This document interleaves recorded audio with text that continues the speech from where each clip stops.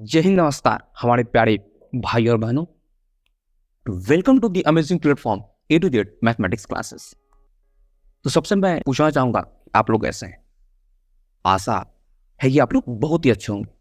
तो चलिए आज हम लोग स्टार्ट करने जा रहे हैं एक एग्जामिनेशन पॉइंट ऑफ व्यू से एक बहुत इंपॉर्टेंट चैप्टर जिसका नाम है सम एप्लीकेशंस टू ट्रिग्नोमेट्री। ये जो चैप्टर है, जो हमने पिछला चैप्टर किया था ट्रिग्नोमेट्री, उसका जो फॉर्मूला, जितने भी फॉर्मूला है उसको हम लोग इस चैप्टर में यूज करेंगे। ठीक है, तो इसी हंसी हर्ष और उल्लास के साथ चलिए हम लोग इस चैप्टर को स्टार्ट करते हैं। ठीक है, तो आइए, इसमें हमारा जो टॉपिक है, दो ही टॉपिक है, हाइट एंड डिस्टेंस। इसी पे हमारा पूरा चैप्टर बेस्ड है और शायद हमको जहां तक है कि एक ही एक्सरसाइज इसमें एनसीईआरटी में, लेकिन वो बहुत इंपॉर्टेंट है। ये चैप्टर पढ़ने के बाद आप किसी भी चीज का हाइट और डिस्टेंस बहुत ही आसानी तरह से निकाल सकते हैं। जैसे एग्जांपल मैं देता हूं, जैसे आप जा रहे हैं रास्ते पे और समझिए कि एक पोल है और वहां पे एक चिड़िया बैठे हुए पोल पे। बिजली का पोल हो सकता है, कुछ भी हो सकता है पोल, और वहां पे एक चिड़िया बैठी हुई और आप नीचे से उसको देख रहे हैं। आपको अगर पता करना होगा कि उसका हाइट कितना है, कितने ऊपर बैठी है, तो आप इस चैप्टर की मदद से आसानी से पता कर सकते हैं। ठीक है बच्चे, तो चलिए अब हम लोग स्टार्ट करते हैं। तो इसमें कुछ इंपॉर्टेंट टर्म्स है, जैसे होता है angle of elevation, angle of depression, line of site और हॉरिजॉन्टल एक्स। ये चार बेसिक टर्म है इसमें, और इसी चार टर्म पे ये पूरा चैप्टर हमको बताया गया है। और इस चैप्टर से बहुत सारे क्वेश्चंस बोर्ड एग्जाम में आपको पूछे जाते हैं, क्योंकि ये अभी आपको इंपॉर्टेंट तो है ही, अगर आगे भी आप 12th में जाएंगे, उसके बाद जेई, किसी भी चीज का आप तैयारी करेंगे, उसमें भी ये चैप्टर आपको बहुत रोल निभाएगा। ठीक है, तो अब हम लोग आइए स्टार्ट करते हैं। जैसे इसको हम एक एग्जांपल समझते हैं। जैसे मान लीजिए एक यहां पे एक पेड़ है, और यहां पे ऑब्जर्वर, मान लीजिए कि एक यहां पे बच्चा है, एक ही ऑब्जर्वर। इस पेड़ पे एक चिड़िया बैठी है, मान लीजिए एक चिड़िया, बर्ड, ये मान लीजिए कि ये बॉय, और ये इसका यहां पे डिस्टेंस, ये पेड़ से। देखिए एक पेड़ है, ठीक है, और यहां पे एक लड़का, कोई भी हो सकता है, लड़का है, और यहां पे एक चिड़िया बैठी है, और ये बच्चा जो है इस चिड़िया को देख रहा है। तो देख रहा है तो ये तो कुछ डिस्टेंस होगा यहां पे, तो इसको बोलते हैं ये लाइन ऑफ साइट। और लाइन ऑफ साइट का मतलब होता क्या है? लाइन ऑफ साइट का मतलब होता है नैन लड़ाना, मीन्स पखिया लड़ाना। मीन्स इस टाइप, मतलब आप बता सकते हैं, मान लीजिए आप हैं, आपकी मान लीजिए महिला मित्र है, कोई भी है, उससे आप पखिया लड़ाते हैं। तो जो चीज, मान लीजिए अगर यहाँ पे है, जैसे हम यहाँ पे हैं और आपकी एक महिला मित्र मान लीजिए छोटी है, ठीक है, तो आप उससे जब पखिया लड़ाते हैं, मतलब आंख लड़ाते हैं ना, तो वो जो डिस्टेंस आपके आंख से यहाँ पे आता है उसको हम बोलते हैं लाइन ऑफ साइट। एग्जाम्पल्स और भी ले सकते हैं। आप पीछे बैठे हैं, आगे आप कोई आपका दोस्त एग्जाम दे रहा है, उससे कॉपी करना है, तो वो जो आप देखते हैं और कॉपी करते हैं वो भी लाइन ऑफ साइट होता है। तो इसका बेसिकली मतलब होता है आंखें लड़ाना, मीन्स अखियां लड़ाना, समझ लीजिए ये। और ये जो हमारा है, ये बच्चा इस चिड़िया से, जो चिड़िया है उससे आंख मिला रहा है, मीन्स तो ये डिस्टेंस जो है उसको हम बोलते हैं लाइन ऑफ साइट। अब ये होता है हॉरिजॉन्टल लाइन, इसको हम लोग बोलते हैं हॉरिजॉन्टल लाइन। इसका मतलब होता है distance between observer and object is called horizontal line. मान लीजिए ये ऑब्जर्वर है और ये ऑब्जेक्ट है, इस दोनों के बीच का जो डिस्टेंस होता है उसको हम क्या बोलते हैं? Horizontal line. ये दो हमारा क्लियर हो गया, लाइन ऑफ साइट किसे बोलते हैं और हॉरिजॉन्टल लाइन किसे बोलते हैं। अब मैं इसी में आपको बताऊंगा एंगल ऑफ एलिवेशन किसको बोलते हैं। तो जो ये बच्चा इस चिड़िया को देख रहा है और जितने डिग्री एंगल से यहाँ पर देख रहा है, इसको हम लोग क्या बोलेंगे? Angle of elevation. क्या बोलेंगे? Angle of elevation. मतलब जैसे मान लीजिए कि जैसे आप हैं और आपका एक दोस्त है और आप उसके घर के पास हैं, नीचे से आप उसको आवाज दे रहे हैं, उसने छत पर आकर बोला कि मैं अभी आ रहा हूँ। तो जब आप दोनों का कन्वर्सेशन हुआ, तो जो नीचे वाला बच्चा है ऊपर वाले बच्चे से, जैसे ये मान लीजिए ये आप है और यहाँ पे आपका दोस्त, इस एग्जाम्पल की घर है, वहां से बोला कि मैं आ रहा हूँ, थोड़ी देर वेट करो, मैं आ रहा हूँ। तो जब आप इसने इसको देखा और जिस एंगल जो एंगल बना देखने के वक्त, उसी एंगल को हम क्या बोलते हैं? Angle of elevation. यहाँ तक क्लियर? कोई दिक्कत नहीं? बिल्कुल नहीं होनी चाहिए। अब देखिए, लाइन ऑफ साइट भी क्लियर हो गया हमको, हॉरिजॉन्टल लाइन भी क्लियर हो गया और एंगल ऑफ एलिवेशन भी क्लियर हो गया। अब हमारे पास बचता क्या है? Angle of depression. Angle of depression ये क्या होता है? अब देखिए सेम चीज, अब मान लीजिए वो आपका दोस्त अगर छत पे से आपको देख रहा है, तो उसके पास से जो एंगल बनेगा, उसके पास जो एंगल बनेगा उसको हम बोलते हैं एंगल ऑफ डिप्रीजन। मतलब कि अगर आप ऊपर से किसी वस्तु को नीचे देख रहे हैं तो वहां पे क्या बनेगा? Angle of depression. अगर नीचे से आप किसी वस्तु को ऊपर देख रहे हैं तो वहां पे क्या बनेगा? Angle of elevation. यहां तक क्लियर? कोई दिक्कत नहीं? अब आइए एक और एग्जाम्पल। मान लीजिए ये एक घर है, यहाँ एक बच्चा बैठा है और यहाँ पे आप हैं, और ये हमारा हॉरिजॉन्टल है, ये हमारा लाइन ऑफ साइट। सॉरी, एक सेकंड।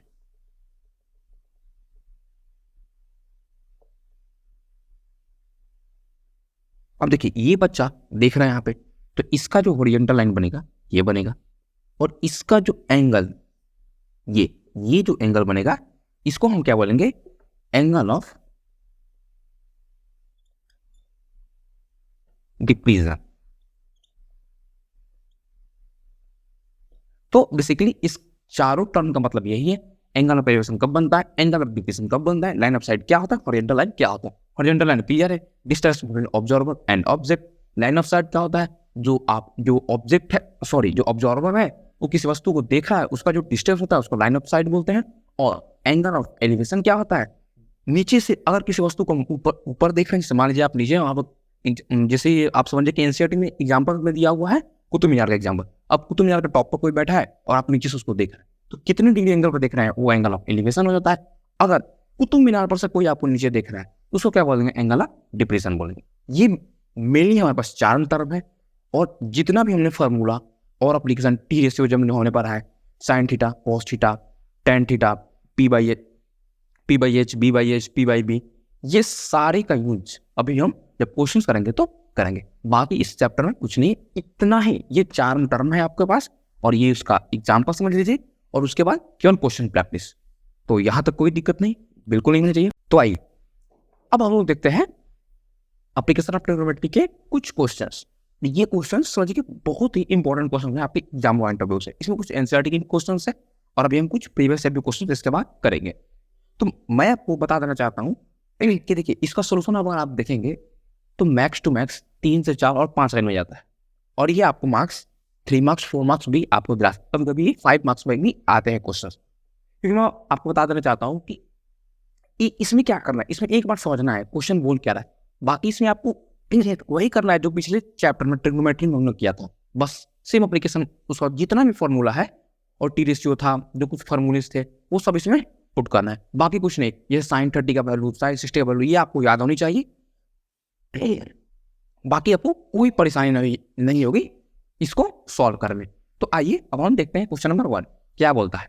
इस circus artist is climbing a 20 meter long rope which is tightly stretched and tied from the top of the vertical pole to the ground. Find the height of pole if angle made by the rope with the ground level is 30 degree. ठीक है, इसे मान लीजिए कि ये surface हो गया हमारा, ठीक है, और ये हमारा एक पोल हो गया, मान लीजिए सी, ठीक है, और यहां से एक सर्कस आर्टिस्ट है जो यहाँ पे चढ़ रहा है इस पोल पे, ठीक है, इस पोल पे चढ़ रहा है, और इसकी लंबाई 20 मीटर। ये तो गिवन है हमारे पास। यहाँ पे एक आर्टिस्ट है और इस रोप पे चढ़ाई कर रहा है, और ये रोप को यहाँ सामने बांधा हुआ है, ठीक है। तो इसकी लंबाई क्या है? 20 मीटर, ठीक है। इसमें दिया भी हुआ है ऐसा पर artist is climbing 20 metre long rope which is tightly stretched and tied from the top of vertical pole to the ground pole. Means top of vertical pole to the ground pole.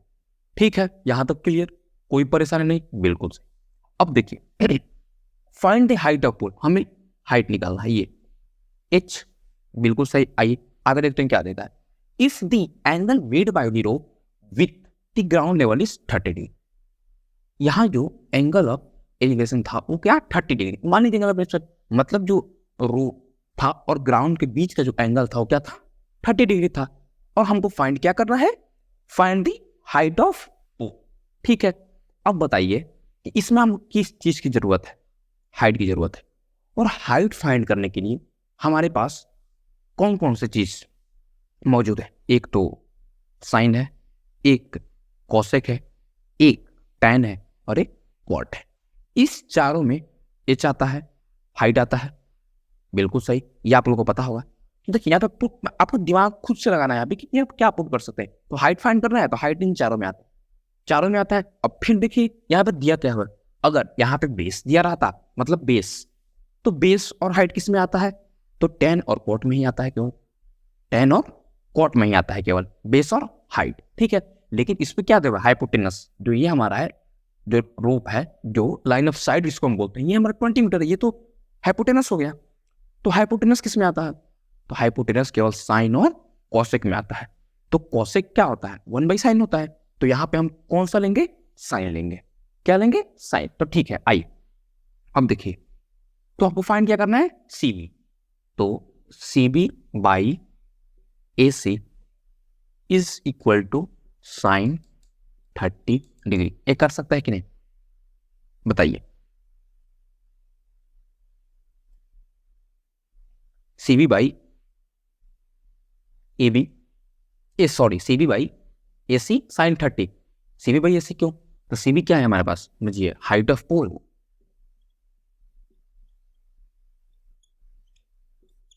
और AC क्या है हमारे पास, distance between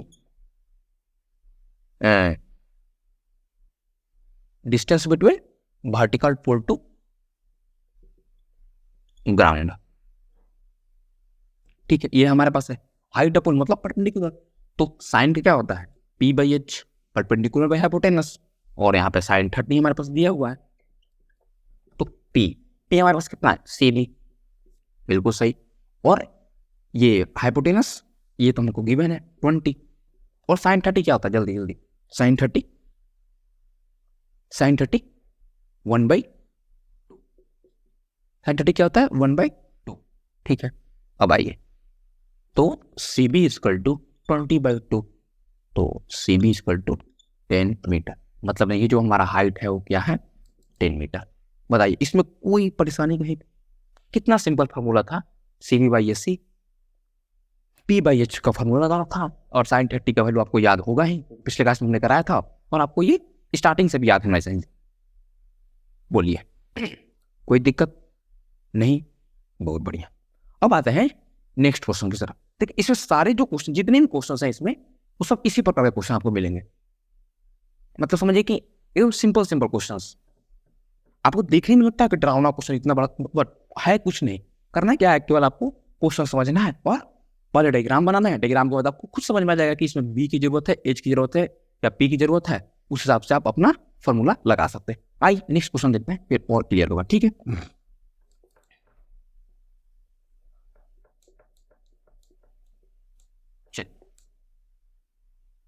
next question ये क्या बोलता है, भाई, a tree breaks due to a storm and the broken part bends so that the top of the tree touches the ground, making an angle 30 degree with it। ठीक है, आई, ये हमारे पास एक पेड़ है, ठीक है, और ये हमारे पास एक ग्राउंड है। ये पेड़ है और ये ग्राउंड है। तो समझिए, मान लीजिए यहाँ पे ए बी, ठीक है, एक पेड़ है ए बी। अब देखिए, ये जो पेड़ है, जब आंधी तूफान आया, मतलब स्टॉर्म में आंधी तूफान आया, तो ये पेड़ टूट गया। पेड़ ये यहां से टूट गया और ये गिरा कहां पे, जमीन पे। ठीक है, यहां से पेड़ टूट गया और ये जमीन पे गिरा। ए डैश मान लीजिए और इसको सी मान लेते हैं। ये पेड़ पूरा था और टूट कर ये जमीन पर गिर गया। सिंपल सी बात है। इसका मतलब क्या है, और जो ये यहाँ पे एंगल बना रहा था वो क्या था, 30 डिग्री। इतने का मतलब ये है हमारे पास, यहां से यहां तक का मतलब ये है। एक पेड़ था, आंधी तूफान में उस पेड़ टूट गया और वो जहां से टूटा वो सीधे जमीन पर टच हुआ, कितने डिग्री एंगल पे? 30 डिग्री एंगल पे। क्वेश्चन हमारे पास ये है। अब आगे आते हैं, the distance between foot and the trees of point where top touch to the ground is 8 metre. ये जो हमारा डिस्टेंस है, जहां टूट कर गिरा वहां से पेड़ तक का डिस्टेंस हमारे पास 8 मीटर था। क्या था? 8 मीटर था। तो हमको फाइंड क्या करना है? 8 metre. Find the height of tree. क्या फाइंड करना है? ये माने ये पूरा हाइट ऑफ ट्री फाइंड करना है। तो ठीक है, आइए अब देखिए, इसमें फिर से ध्यान से देखिएगा। आइए, इसमें हमारे पास क्या क्या गिवन है? एक तो ये बेस गिवन है और एंगल गिवन है। बेस किस किस में आता है? कॉस में, सेक में, टैन में, कॉट में। बिल्कुल सही। अब देखिए, तो अब हमको पहले चाहिए क्या? पहले तो हमको ये चाहिए हाइपोटेनस, ये डिस्टेंस चाहिए, क्योंकि यही ना, ये जो है यही ना टूट कर गिरा हुआ है। तो हमको तो इसको फाइंड करना है, तो इसको फाइंड करके हमको इसको फाइंड करना पड़ेगा। ये जो डिस्टेंस है उसको फाइंड करना पड़ेगा। ये हमारा क्या है? समझिए, मान लीजिए ट्रायंगल है, जैसे in triangle A dash B C, इसमें ये तो हाइपोटेनस है ए डैश सी, तो उसको फाइंड करना। हाइपोटेनस अगर है मान लीजिए, तो हाइपोटेनस क्या होता है? हाइपोटेनस जो होता है और बेस का स्क्वायर और परपेंडिकुलर स्क्वायर जो इक्वल टू होता है हाइपोटेनस का स्क्वायर होता है। तो हमको हाइपोटेनस फाइंड करना है। हाइपोटेनस आता किस में है? कॉस में आता है, सेक में आता है, बस कॉस और सेक में आता है। तो सेक क्या होता है? 1/cos। तो हम इसमें क्या फाइंड करेंगे? कॉस फाइंड करेंगे। ठीक है, तो आइए पहले वो क्या फाइंड करना है? ये ए, देखिए A dash B by A dash C equal to cos 30 degree. ये लिख सकते हैं कि नहीं? बिल्कुल लिख सकते हैं, क्योंकि कॉस 30 तो दिया हुआ है और कॉस 30 क्या होता है? B by P. यहां पर भी हमारे पास बी बाई पी है। तो देखिए ए बी क्या है हमारे पास? A B 8। क्या है ए बी हमारे पास? 8। डिस्टेंस ए सी हमको फाइंड करना है। कॉस 30 क्या होता है? √3/2। तो ए सी √3 इक्वल टू 16 क्रॉस मल्टीप्लाई करेंगे तो ए सी हमारे पास क्या हो जाएगा? 16/√3। ए डैश सी हमारे पास क्या आ गया? ये हमारा डिस्टेंस आ गया 16/√3। ठीक है, अब तो हमको ये डिस्टेंस मिल गया और ये भी मिल गया। तो अब हमको पूरे पेड़ का डिस्टेंस चाहिए ना, तो यहां से तो यहां तक हमको मिल गया। क्यों? क्योंकि यही टूट कर गिरा हुआ था जमीन पे। अब हमको फाइंड करना है ये डिस्टेंस कितना है। तो अब देखिए, अब यहाँ पे फिर से in triangle A dash B C, ये ट्रायंगल है, इसमें हमारे पास हाइपोटेनस भी है और बेस भी है। ठीक है, और हाइपोटेनस भी आ गया, बेस भी आ गया। फाइंड क्या करना है? परपेंडिकुलर, मतलब ये हाइट फाइंड क्या करना है? हाइट जो यहाँ पे इतना ही हाइट, मतलब बीसी हमको फाइंड करना है। देखिए, इसको हम लोग कॉस से भी कर सकते हैं, सॉरी कॉस से नहीं, हाँ सॉरी कॉस से नहीं, साइन से भी कर सकते हैं और टैन से भी कर सकते हैं। अब पूछिएगा टैन से कैसे कर सकते हैं? तो देखिए, बेस है, टैन क्या होता है? Perpendicular by base. साइन क्या होता है? Perpendicular by hypotenuse. हाइपोटेनस में हमारे पास आ गया है, तो आप दोनों में से जिससे मर्जी आप उससे कर सकते हैं। तो हम लोग करते हैं टैन से। ठीक है, आइए, C B by A dash B equal to tan 30। ठीक है, सी बी हमारे पास क्या है? सी बी फाइंड करना है। ए बी हमारे पास 8 है और tan 31/√3। तो सी बी हमारे पास हो जाएगा 8/√3। सी बी का वैल्यू क्या होगा? 8/√3। अब फाइनल देखिए क्या पूछ रहा है क्वेश्चन। फाइनल हमारे पास पूछ रहा है find the height of tree. तो सी बी आ गया, ए सी आ गया, सी बी आ गया और ए सी आ गया। अब देखिए यहाँ पे एक और ध्यान दीजिएगा, जो ए सी है ए डैश सी के इक्वल है, क्योंकि यही ना टूट कर यहाँ पे गिरा था। क्लियर?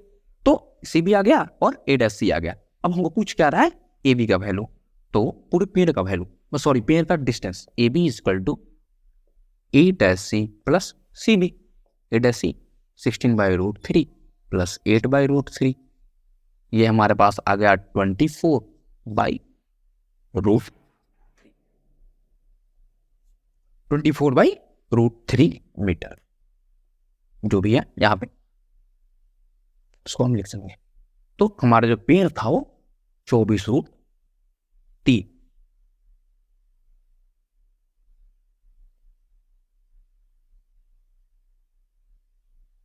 इसको बोल सकते 24/3 मीटर। कोई परेशानी यहां तक? नहीं, बिल्कुल सही। तो इस ये क्वेश्चन में आपने आप लोग देखा कि कोई इसमें, अब बताइए कि इसमें कहीं भी आप कोई एक्स्ट्रा कुछ यूज हुआ है? नहीं हुआ है। क्यों? क्योंकि पिछले चैप्टर में जो हम पढ़े थे वही इसमें टी रेशियो हम पढ़े थे वही इसमें यूज किए हैं।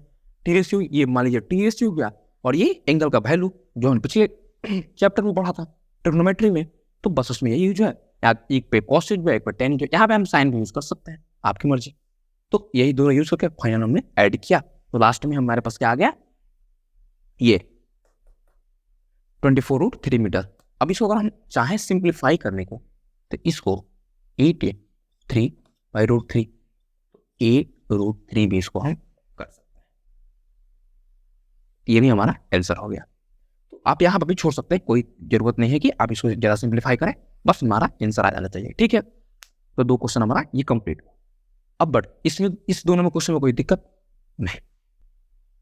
देखिए ये क्वेश्चन क्या बोलता है, the angle of elevation of the top of tower from the point of ground which is 30 meter away from the foot of tower is 30 degree. Find the height of tower.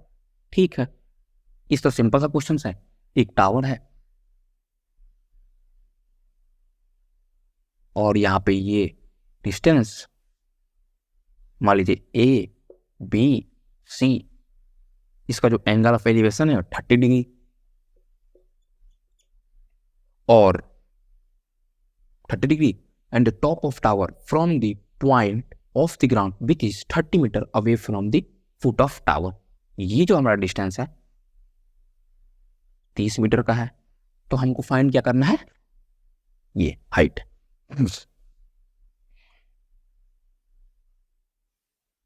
Find क्या करना है हमको? ये BC। ठीक है, आई हम इसको ध्यान से रखें कि हमारे पास ए भी दिया हुआ है, BC फाइंड करना है इन ट्रायंगल ABC। अब फिर वही बात, हमको बेस दिया हुआ है, एंगल भी दिया हुआ है, और हमको क्या फाइंड करना है? Perpendicular means height of tower. ये जो BC है वो मान लीजिए इमेजिन ये टावर है, फाइंड क्या करना है? परपेंडिकुलर। तो परपेंडिकुलर और बेस किस में आता है? tan में आता है, सिंपल सी बात है। तो हम वही पुट कर देंगे, BC by AB equal to tan, और हमारे पास एंगल दिया हुआ है 30 डिग्री। BC हमारे पास को फाइंड करना है, AB हमको 30 मीटर, और tan 1/√3, BC √3 इक्वल टू 30, तो BC इक्वल टू 30√3। इसको अगर और हम सिंप्लीफाई करें तो tan√3 हमारे पास ये आंसर आ जाएगा। मतलब जो BC का हमारे पास मतलब डिस्टेंस होगा टावर का, वैल्यू होगा BC का, वो tan√3। बताइए, tan√3 होगा। क्या समझे? कितना सिंपल हो जाए। और ये सारे क्वेश्चंस आपको 3 और 4 मार्क्स में आते हैं, और करना क्या है? बस इतना करना क्या है? बस इतना। और ये 3 और 4 मार्क्स के क्वेश्चन आपको होते हैं। चलिए इसके बाद हम कुछ प्रीवियस से क्वेश्चन करेंगे। अब देखिएगा कितने सिंपल क्वेश्चन आएंगे, और ये 3 और 4 मार्क्स में रहते हैं। ठीक है, अब हम बढ़ते हैं अपने अभी इस last question. If A 1.5 meter tall boy is standing at some distance from a 30 meter tall building, the angle of elevation of his eyes to top of building increasing from 30 to 60 degree as he walks towards it. ठीक है, एक ये tower है, ठीक है, और यहां पे मान लीजिए कि ये 1.5 मीटर का बच्चा खड़ा है, देख रहा है, और बिल्डिंग के जो हाइट है वो हमारे पास 30 मीटर है। ठीक है, ये हमारे पास 1.5 मीटर। अब नेक्स्ट क्वेश्चन, अब यहां से जो ये बिल्डिंग को देख रहा है वो कितने पे देख रहा है, 60 डिग्री, सॉरी 30 डिग्री। कितने पे देख रहा है, 30 डिग्री। और जैसे जैसे ये आगे बढ़ रहा है फिर ये यहां से इस बिल्डिंग को देख रहा है 60 डिग्री पे। तो आइए हम इसको पहले क्या करते हैं, ए बी सी डी ए, ये हमारे पास हो गया। सेम ये 1.5 मीटर का एक बच्चा है, वो यहाँ से बिल्डिंग के ऊपर देख रहा है, पहले 30 डिग्री पे देख रहा था, फिर कुछ दूर आगे चला तो फिर ये 60 डिग्री पे देख रहा था और बिल्डिंग की हाइट 30 मीटर थी। इसमें क्या फर्क है, find the distance he walks towards the building. ये कितना दूर यहाँ पे ये जो ए बी कितना डिस्टेंस ये तय किया, हमें ये फाइंड करना है। तो आइए अब हम देखते हैं इन ट्रायंगल ए डी सी हमें क्या चाहिए, हमें पहले तो एसी चाहिए, बेस चाहिए। तो जब हमको बेस चाहिए तो बेस और परपेंडिकुलर किस में होते हैं, tan में होते हैं। मैं हमको बार बार बता रहा हूँ, रिकॉर्ड करा रहा हूँ। तो ठीक है, A B sorry D C by A C equal to tan 30 degree. ठीक है, अब देखिए हमको जो ये डीसी है ये डीसी कैसे फाउंड होगा। तो पहले देखिए डीसी के लिए डीसी जो है उसको हम डीई माइनस सी कर सकते हैं, बिल्कुल कर सकते हैं। डीसी के लिए डी माइनस डी, डी कितना है 30 डिग्री और सी 1.5। ये जो 1.5 है बच्चे का डिस्टेंस, ये तो इसमें ऐड नहीं करेंगे ना, ये तो इसमें ऐड नहीं करेंगे। ठीक है, तो अब आइए ये क्या हमारे पास क्या था 28.5 28.5। तो हमारे पास डीसी भी आ गया, हमको एसी फाइंड करना है। डीसी 28.5, एसी फाइंड करना है हमको tan 30 1/√3। तो AC equal to 28.5 into √3। AC हमारे पास आ गया 28.5/√3। अब इसको कैलकुलेट कर लीजिएगा। अब आइए नेक्स्ट, अब क्या होता है, कुछ दूर आगे चलता है और फिर वो फिर ऊपर देखता है, मतलब कुछ दूर चलने के बाद फिर वो ऊपर देखता है। उस समय जो उसका एंगल रहता है वो क्या रहता है 60 डिग्री। ठीक है, अब आते हैं दूसरा, in triangle B C D, in triangle B C D. ठीक है, इसमें हम क्या यूज करते हैं,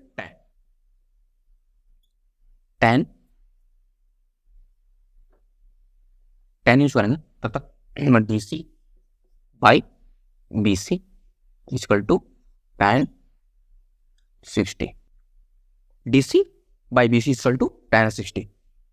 ठीक है, अब आइए डीसी के वैल्यू हमारे पास आया हुआ है 28.5, बीसी हमको फाइंड करना है, tan 60 √3 होता है। तो बीसी हमारा जो हो गया 28.5/√3, 28/5/√3। अब आइए तो हमको फाइंड क्या करना था, कितना distance, find distance he what's the building, कितना दूर ये मतलब यहाँ से कितना दूरी तय किया, बिल्डिंग के नजदीक कितना डिस्टेंस तय किया। तो यही डिस्टेंस ना, ये भी फाइंड करना है हमको। बिल्डिंग के पास वो कितना दूर चल कर गया, पहले तो यहाँ पे था तो 30 डिग्री एंगल से देख रहा था, फिर कुछ दूर चलने के बाद फिर रुका और उस समय 60 डिग्री किया। तो जहां से स्टार्ट किया और जहां रुका उस बीच में हमको डिस्टेंस फाइंड करना है। ये भी जो हमारे पास आएगा वो AC माइनस BC। AC हमारे पास है 28.5/√3 और माइनस 28.5/√3 फाइंड कर लेंगे। अगर इसको हम और करें, इसको आप फाइंड कर लीजिएगा 28.5/√3 का वैल्यू आई थिंक 1.6 समथिंग होता है, तो आप इसको फाइंड कर लीजिएगा। ठीक है, तो जो भी आंसर आएगा,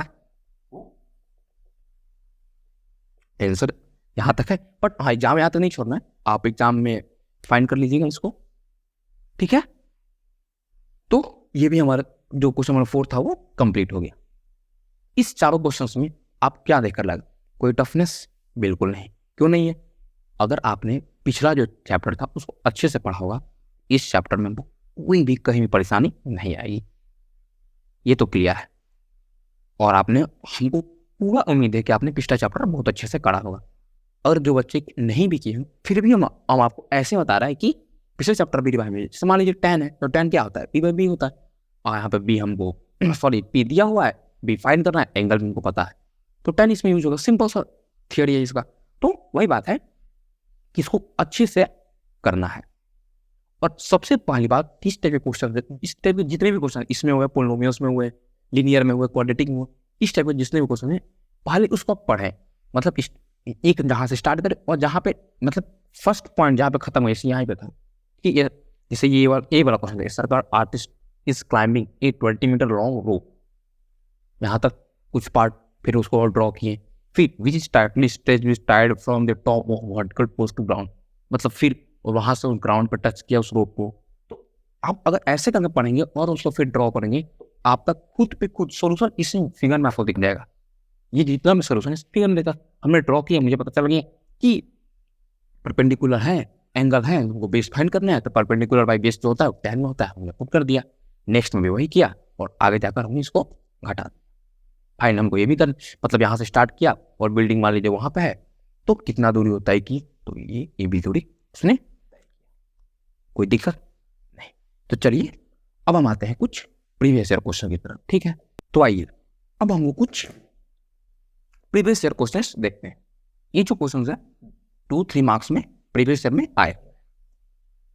तो देखिए क्वेश्चन नंबर 1 ये क्या बोलता है, an observer 1.7 metre tall is 20√3 metre away from the tower, the angle of elevation from the eye of observer to the top of tower is 30 degree, find the height of tower. ठीक है, मान लीजिए एक ही observer है यहाँ पे, ठीक है, इसका हाइट हमारे पास दिया हुआ है 1.7 मीटर, बिल्कुल सही। यहां से एक कुछ मतलब डिस्टेंस 20√3 मीटर डिस्टेंस पर एक टावर है, ठीक है, और यहां से मतलब उसके आंख के पास है, देखिए क्या लिखा है, eyes of observer to the top of tower is 30 degree. यहां से एंगल ऑफ एलिवेशन हमको बन रहा है कितना, 30 डिग्री पे, ठीक है, 30 डिग्री पे बन रहा है। तो मान लेते हैं इस टावर का हाइट h है, ठीक है, जैसे मान ए बी सी डी ए, ठीक है, इस टावर का हाइट हमने h मान लिया। अब बताइए जो AC हमारे पास हो जाएगा, AC ये हमारे पास h-1.7 हो जाएगा कि नहीं, इसमें कोई परेशानी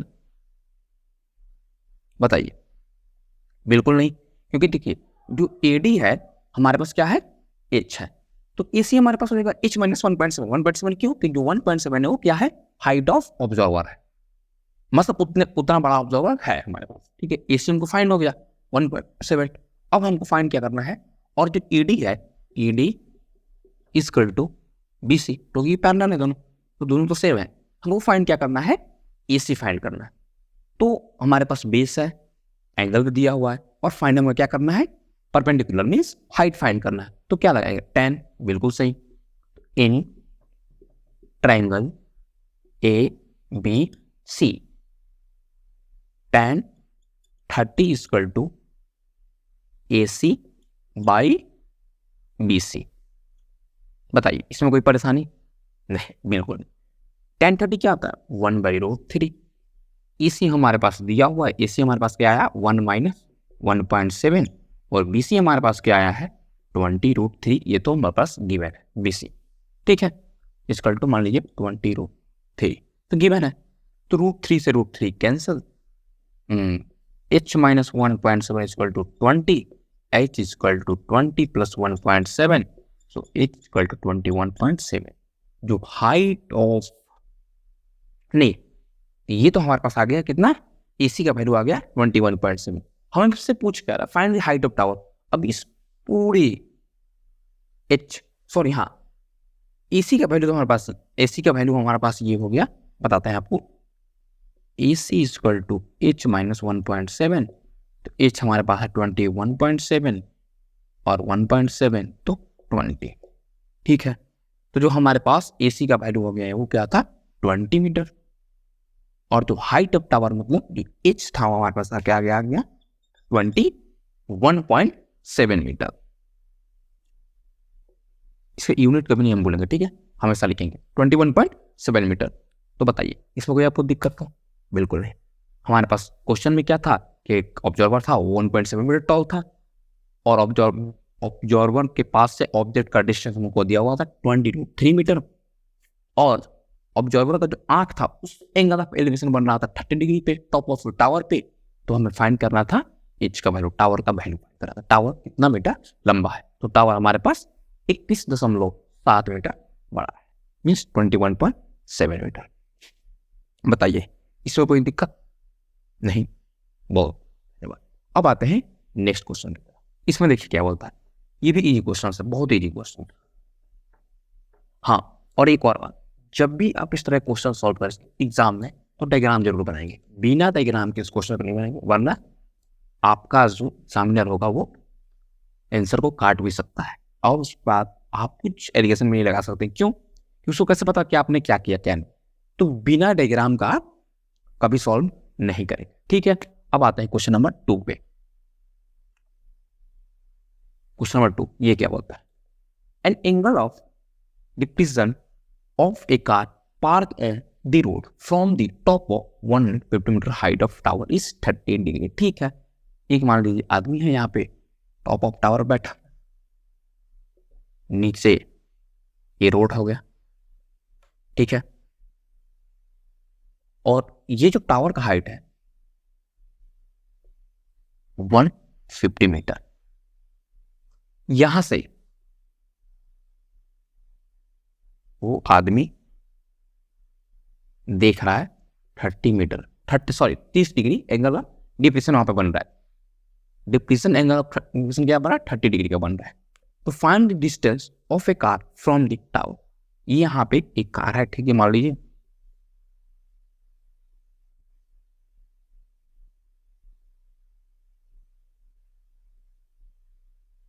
ये कार है, तो यहां से एक आदमी इसको देख रहा है, एंगल ऑफ डिप्रेशन उसको क्या है 30 डिग्री। तो हमसे पूछ रहा है क्वेश्चन में जो डिस्टेंस है कार से इस टावर का कितना हो। इसको मान लेते हैं ए, इसको बोलते हैं बी, और यहाँ बोलते हैं सी। तो देखिए वाई अल्टरनेट 10 डिग्री, ये 30, तो हमारा ये भी 30 हो जाएगा अल्टरनेटिंग एंगल के थ्रू। बताइए हो जाएगा कि नहीं? बिल्कुल हो जाएगा। अब हमको फाइंड क्या करना है, A B in triangle A B C. A भी फाइंड करना है। हमारे पास दिया क्या हुआ है परपेंडिकुलर, क्या निकालना है बेस। परपेंडिकुलर बेस किस में होता है 12 होगा, बता रहे अभी बता रहे हैं 10 में, ठीक है। तो 10 30 equal to C B by A B, ठीक है। आई तो 10 30 1/√3, सी बी हमारे पास 150, ए बी हमको दिया हुआ है, नहीं ए बी फाइंड करना है। A B equal to 150/3। बताइए कितना सिंपल क्वेश्चन, ये 2 मार्क्स का क्वेश्चन प्रीवियस ईयर में आया हुआ, शायद 2016-17 में। इसको कुछ करना था नहीं करना। तो हाँ, हमको ये ध्यान रखना था कि यहाँ पे 30 है तो यहाँ पे 30 क्यों होगा भाई, अल्टरनेट इंटीरियर, ये तो अपने पढ़ाई होगा क्लास 8 टाइम में। तो बस यही था, और हमको ए बी फाइंड करना था। ए बी आ गया यहाँ पास 150√3। बोलिए कहीं परेशानी नहीं? तो देखिए क्वेश्चन नंबर 3 ये क्या बोलता है,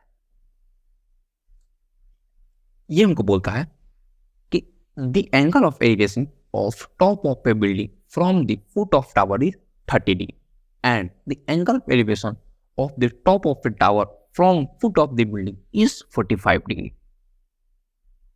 if tower is 30 metre half, में टावर की जो लंबाई है 30 मीटर है, find the height of building. ठीक है, मान लीजिए यहाँ पे एक टावर है, ठीक है, और यहाँ पे एक बिल्डिंग है। तो यहां से मतलब टावर के पास, मतलब टावर के एकदम नीचे से जो बिल्डिंग का टॉप है उसका जो एंगल ऑफ एलिवेशन क्या बन रहा है, वो बन रहा है 30 डिग्री का। क्या बन रहा है? 30 डिग्री। और बिल्डिंग का जो निचला भाग है, यहां से टावर पर का एंगल ऑफ जो एलिवेशन बन रहा है वो क्या बन रहा है? 45 डिग्री। और ए बी सी डी का मान लेते हैं। अब देखिए हाइट ऑफ टावर हमारे पास दिया हुआ है। हाइट ऑफ टावर हमारे पास क्या दिया हुआ है? 30 मीटर। 30 मीटर दिया हुआ है। हमको क्या फाइंड करना है? हाइट ऑफ बिल्डिंग फाइंड करना है। ये हमको फाइंड करना है। मान लीजिए इसको h, तो इसको फाइंड करने के लिए पहले हम बेस चाहिए हमको, तो पहले बेस फाइंड करेंगे। इसको x मान लेते हैं, पहले BC फाइंड कर लेंगे। तो आइए अब BC हमको फाइंड करना है, तो पहले हम किस ट्रायंगल में एंट्री करेंगे? पहले हम करेंगे इन ट्रायंगल ABC। ये जो ट्रायंगल है, ये ABC, ये ट्रायंगल है, इसमें हम पहले एंट्री करेंगे। तो देखिए हमारे पास परपेंडिकुलर है, बेस फाइंड करना है, एंगल दिया हुआ है, तो क्या tan, बिल्कुल सही, tan 45 इक्वल टू परपेंडिकुलर हमारे पास क्या है? AB और बेस BC। tan 45 1 होता है, AB हमारे पास गिवन है 30 और BC हमको फाइंड करना है, तो BC हमारे पास हो गया 30 मीटर। BC क्या हो गया हमारे पास? 30 मीटर। अब देखिए, अब फिर आता है इन ट्रायंगल BCD। इसमें हमको अब x मिल गया हमको। BC जो था वो x था, BC equal to x equal to 30 metre. अब हमको h फाइंड करना है। इस ट्रायंगल में भी हमको क्या मिल गया? बेस मिल गया। अब इसमें हमको परपेंडिकुलर फाइंड करना है, मतलब हाइट फाइंड करना है। तो आइए इसमें भी वही यूज करेंगे, tan इसमें 30, क्योंकि इस ट्रायंगल के लिए एंगल तो ये है, एंगल ऑफ एलिवेशन, बिल्कुल सही, 30 डिग्री इक्वल टू परपेंडिकुलर क्या है हमारे पास? DC by BC। tan 30 1/√3 और DC हमारे पास क्या है? h, BC हमारे पास x। ठीक है, तो h equal to x/√3। h by h equal to x/√3। h equal to x हमारे पास क्या है? 30 और ये √3, तो हाइट हमारे पास आ गई 10√। जो बिल्डिंग का हाइट है हमारे पास वो क्या है? 10√3 है। बताइए इसमें कोई आपको परेशानी? पहले हमको BC हमारे पास नहीं दिया हुआ था, हमको h फाइंड करना था। h फाइंड करने के लिए हमको BC जरूरी था, तो BC हमने ABC ट्रायंगल से निकाल लिया, तो BC हमने फाइंड कर लिया। तो हमको सिंपल सा h फाइंड करना था। दोनों में हमने tan का यूज किया। tan 30 1/√3 होता है, और tan का फॉर्मूला होता है परपेंडिकुलर बाई बेस। परपेंडिकुलर हमारा h था, h बाई x से निकाल लिया, और ये क्रॉस मल्टीप्लाई कर लिए, h into √3, sorry h equal to x को यहाँ पर कर दिए, तो x/√3। h हमको गिवन था, सॉरी x गिवन था हमारे पास 30/√3, तो फाइनली h का वैल्यू हमारे पास आ गया 10√3 आ गया। बताइए इसमें कोई दिक्कत नहीं? चलिए अब हम बढ़ते हैं आज के अपने लास्ट क्वेश्चन। इसके बाद जो है हमारा चैप्टर पूरी अच्छी तरह से कंप्लीट हो जाएगा, ये टॉपिक भी समाप्त हो गया। इसके बाद हम नेक्स्ट चैप्टर की तरफ बढ़ेंगे। Question number 4, from the top of light house 40 metre above the water, angle of depression of a small boat is 60।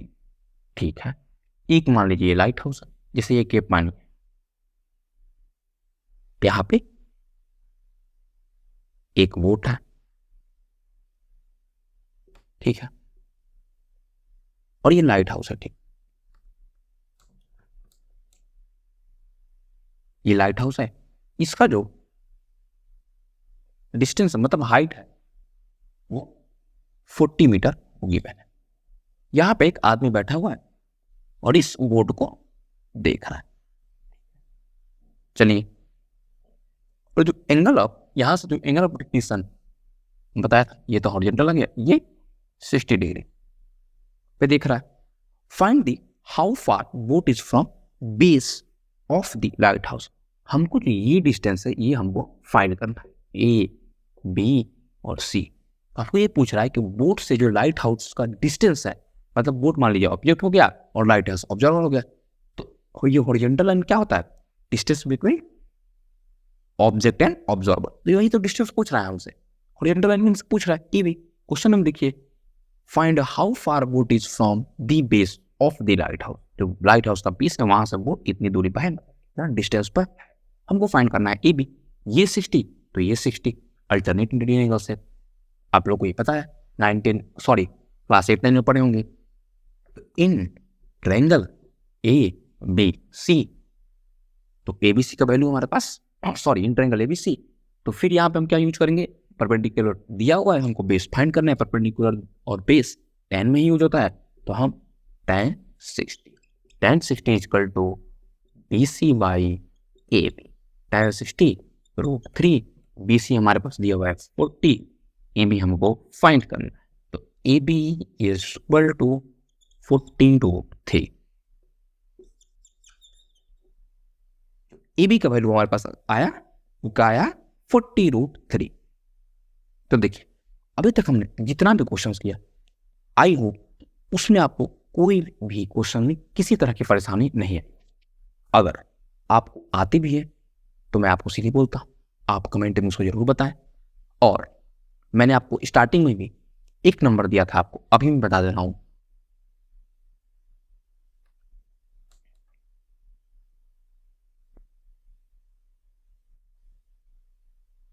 ये नंबर पे 7632815108 पे आप कभी भी मैसेज कर सकते हैं और कोई सभी क्वेश्चंस भी आप भेज सकते हैं, ठीक है। और डिस्क्रिप्शन में आपको टेलीग्राम का भी लिंक मिल जाएगा, और इस चैप्टर का जो एनसीईआरटी सॉल्यूशंस है वो भी आपको डिस्क्रिप्शन में लिंक पर मिल जाएगा, और प्रीवियस ईयर का बहुत सारे क्वेश्चन भी आपको उसमें प्रोवाइड कराए जाएंगे, और प्रैक्टिस क्वेश्चन मतलब बहुत सारे प्रैक्टिस क्वेश्चन भी आपको दिया जाएगा।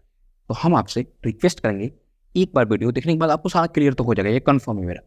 लेकिन अगर उससे भी नहीं होता है, आप क्वेश्चन सॉल्व करें, डिस्क्रिप्शन में लिंक रहेगा, उससे आप क्वेश्चन लें और सॉल्व करें, प्रिंट निकलवा लें। और उससे भी नहीं हो, इस नंबर पे आप डायरेक्ट आप मैसेज कर सकते हैं, क्वेश्चन का फोटो भी आप सेंड कर सकते हैं, हम उसका सोल्यूशन आपको जल्द ही प्रोवाइड कराएंगे, ठीक है। तो आज का क्लास हम लोग यहीं पे समाप्त करते हैं। अब हम नेक्स्ट क्लास में नेक्स्ट जो टॉपिक होगा, नेक्स्ट चैप्टर होगा, उसको लेकर आप लोगों के सामने प्रस्तुत हो, ठीक है। तो तब तक के लिए जय हिंद, हंसते रहिए और मुस्कुराते रहिए।